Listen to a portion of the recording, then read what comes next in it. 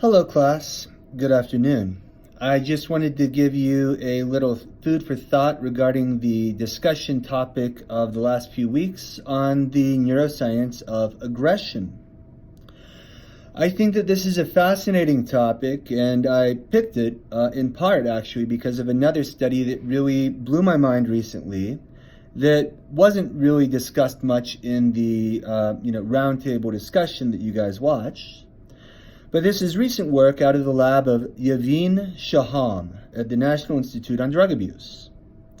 So what their lab demonstrated was that if you give an animal the opportunity to aggress on another animal, a smaller one, so, you're sort of set up to win,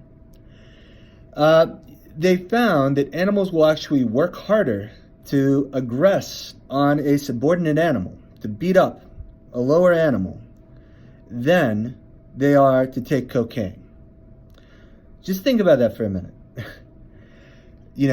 Animals in general will pay a higher price to just aggress and beat up a lower animal, a smaller guy, than to take cocaine. I mean, to me, that really sort of blows the mind. And, I think it is a big issue in society when you think about bullying in the schools. A lot of this sort of, that sort of segues into, what we're already starting to talk about for the next, discussion, consciousness and free will. If you're sort of brought up around an aggressive environment, and you are sort of get used to the rush that you might get out of aggressing on, a susceptible individual. And then what happens, to those that are aggressed upon? And, if you sort of accept at all any sort of this sort of neuroscientific opinion on consciousness and free will, this idea that, if you are in this sort of bad environment repeatedly, that shapes, your brain circuitry in a way that, your cortical loops, might not be able to overcome sort of your basic animal brain pathways that are driving lust, drug seeking, aggression. It can lead one to lash out, maybe even,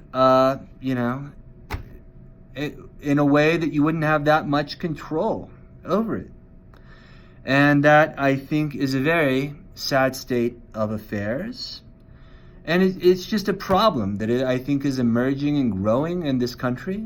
And, it is just, I think, important to think about this from the pure basic neurobiology standpoint of it. I mean, we are animals. We have, at least partly, an animal brain. Our hind brain is very conserved amongst animals. And, we have this drive to aggress that is probably a remnant of evolution. You needed that to survive at some point in time. And, that part of your brain, that circuitry is there. And, it feels very good, apparently, to aggress upon someone. And, and then what are the consequences of that? What happens to the subordinate? It is, can get quite nasty. And, we've already talked a little bit about the Joker movie that came out. And, think about that. What happens to the subordinate in this case? It's easy to forget about them when you are in your aggressive mode and, just letting your animal brain get the best of you, if you will. To quote, think of it in Freudian terms. But anyway, that is just my little food for thought on the, aggression roundtable, and hopefully a nice little segue into free will and consciousness. And again, if you wanted to look up any of that aggression work that I alluded to, it is Yavin, Yavin, Shaham, Shaham,